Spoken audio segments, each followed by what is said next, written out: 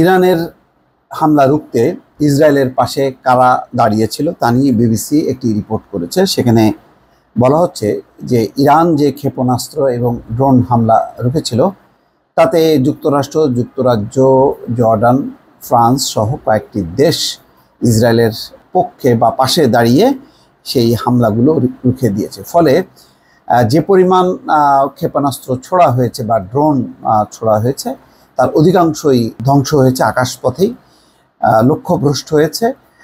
তবে তারপরও বেশ স্পর্শকাতর সামরিক ঘাঁটি সহ অন্যান্য জায়গায় আঘাত এনেছে। পুরো চিত্রটা এখনও পাওয়া যাচ্ছে না, আর পশ্চিমা গণমাধ্যম স্বাভাবিকভাবেই এই বিষয়গুলো বেশি করে প্রকাশ করবে না, যাতে ইসরায়েলিদের মনোবল ভেঙে না যায়।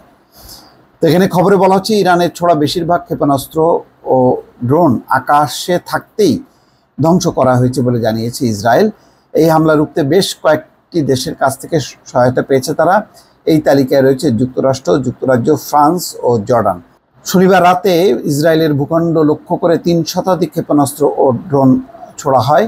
এর আগে 1 এপ্রিল সিরিয়ার রাজধানী দামেস্কে ইরানি কনসুলেটে যে বোমা হামলা চালিয়েছিল তাতে বেশ কয়েকজন ইরানের কমান্ডার নিহত হয়েছে। তারই জেরে এই হামলা চালানো হয়।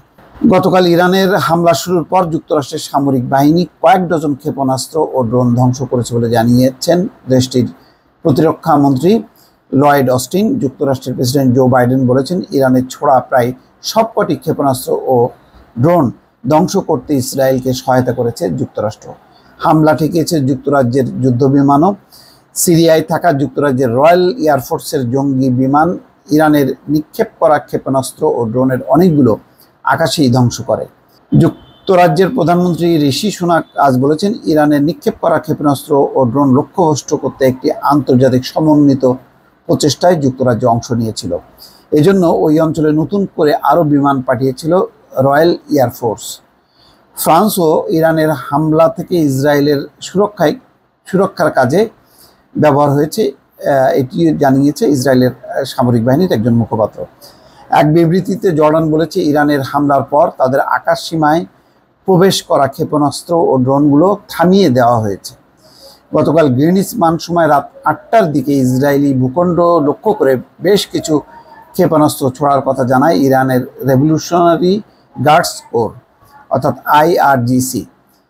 ইসরায়েলি ভূখণ্ড লক্ষ্য করে ইরানের প্রথম কোনো সরাসরি হামলা ছিল এটি। ইসরায়েলি সেনাবাহিনী জানিয়েছে, ইসরায়েল লক্ষ্য করে ইরান 3 শতাধিক কিলার ড্রোন, ব্যালিস্টিক ক্ষেপণাস্ত্র ও ক্রুজ ক্ষেপণাস্ত্র নিক্ষেপ করে। এর মধ্যে বেশিরভাগই ক্ষেপণাস্ত্র ইসরায়েলের আকাশ সীমায় ঢোকার আগেই ধ্বংস করা হয়। তবে ইসরায়েলের দক্ষিণাঞ্চলের একটি সামরিক ঘাঁটি সহ কয়েকটি জায়গায় আক্রান্ত হয়েছে, সেখানকার অবকাঠামোগুলোয় সামান্য ক্ষয়ক্ষতি হয়েছে। অর্থাৎ বড় কোনো ক্ষয়ক্ষতির কথা স্বীকার করছে না ইসরায়েল, এবং ইরানও পরিষ্কার করেনি যে এই হামলার ফলে তাদের কি লক্ষ্য অর্জন হয়েছে। দর্শক, ভালো থাকবেন। আল্লাহ হাফেজ।